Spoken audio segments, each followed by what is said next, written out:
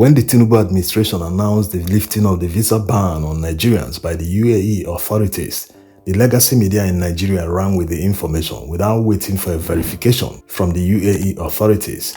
This has happened in many occasions. The other time it happened, they released the information and the UAE authorities countered them, saying that they have not lifted any ban on Nigerians.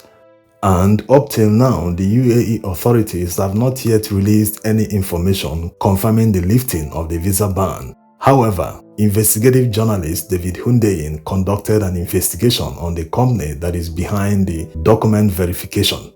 It is a requirement for one to be issued a visa to the UAE.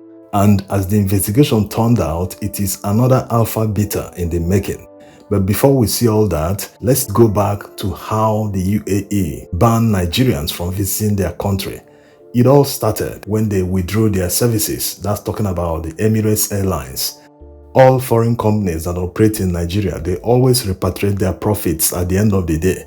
And airlines are not exempted. They sell tickets in Naira. And at the end of the day, they have to convert that Naira to dollars and wire the money back to their home country.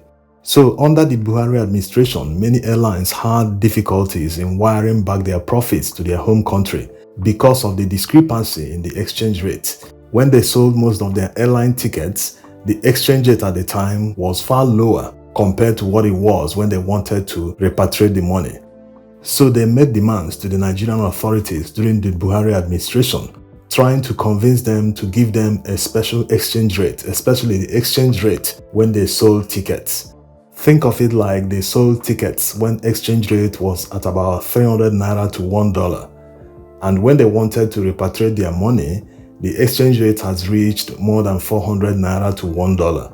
So if they exchanged Naira at the new exchange rate, they would have made serious losses.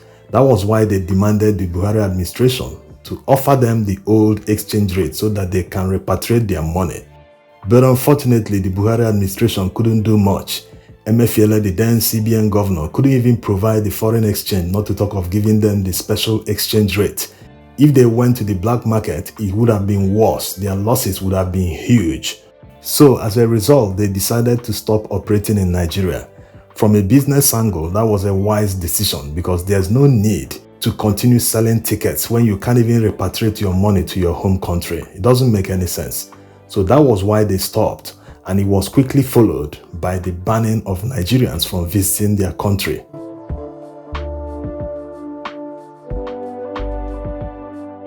For a company to abandon your market, it means you're inconsequential. This is exactly what multinationals are doing in Nigeria today. They are living en masse, and when you look at it from the business angle, if a company is making $10 billion in annual revenue and Nigeria's economy is contributing only about $50 million, it's inconsequential to their revenue. They can afford to do without your contribution. And remember, the fact that Emirates operated daily flights in Nigeria doesn't necessarily mean that all the passengers were going on tourism to Dubai and other cities in the Emirates. Dubai is just a hub. Even people going to London and other parts of Europe used to fly through Dubai, despite the fact that the journey is longer. But they looked at all the figures and still said, no, we are quitting Nigerian market. We can no longer continue here. It means that despite our huge numbers, despite how we see ourselves that we are a huge market, they still looked at all the numbers and said, no, we are quitting Nigerian market. It is inconsequential to us. So you can understand what it means. And to prove to them that they were right in withdrawing from the Nigerian market, that Nigerian market is inconsequential, that Nigerian market needs them more than they need us, Nigerian leaders started lobbying them to lift the ban on Nigerians. The way foreign diplomacy works is tit for tat, an eye for an eye. If a country is charging your people $100 for visa, you have to reciprocate and start charging them the same $100 for one visa. If a country bans your citizens from entering their country, you have to reciprocate and ban their own people from coming to your country. That's how foreign diplomacy works. If a country feels that the citizens of a particular country are too poor to visit their country, and as such they make an outright ban on the citizens, that country must do the needful and return the favor by banning their citizens from visiting their country. That is how it's supposed to work. Some people are quick to say that the reason they banned Nigerians was because many people committed crimes there. They were a nuisance before the time. Why are they painting the entire Nigerians with the same brush? In Dubai, many Europeans, many Americans, many foreigners commit crime. They always fall foul of many of their social laws.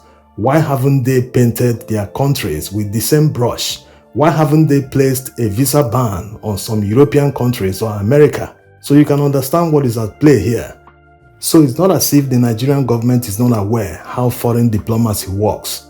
The question is, why did they start lobbying the UAE authorities to lift the visa ban? The answer can be seen in the investigation that David Hundeyin conducted. They did it simply for their selfish interests, not for the interest of Nigerians. They did it in order to earn more taxes from Nigerians. They did it because of the disdain with which they see Nigerians.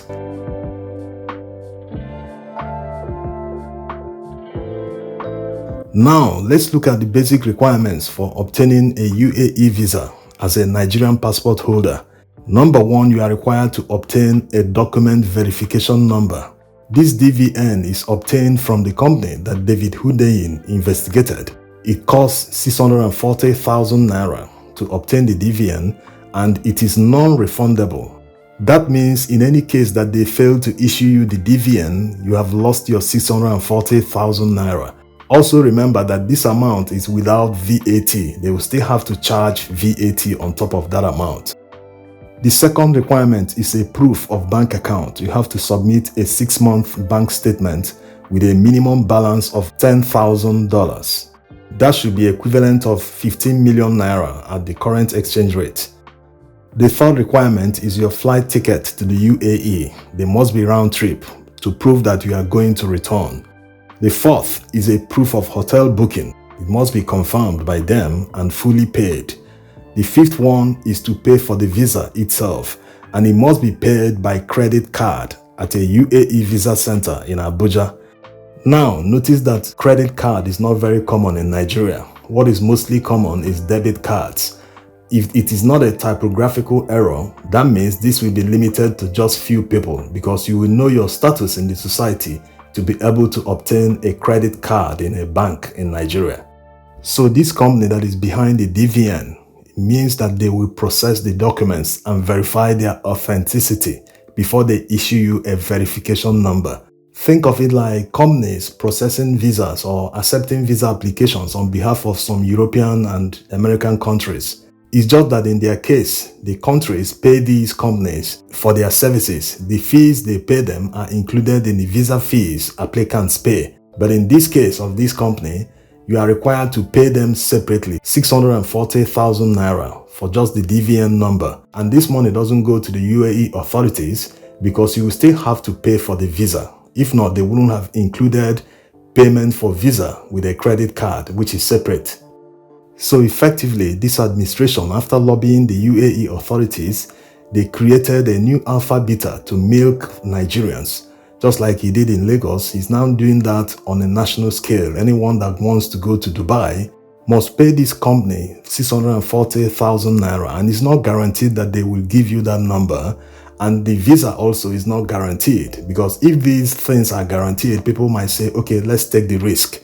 If you provide genuine documents, you must get the DVN and the Dubai visa must be issued to you. So if you look at what they have done, they have successfully segregated the Nigerian society, just like they did with the electricity bill, where they created band A, band B and all that. The people that can afford and fulfill these conditions effortlessly are politicians who already have mansions in Dubai. This is the middle ground for them. That's why the government negotiated this, since the UAE authorities already classified every Nigerian as being poor.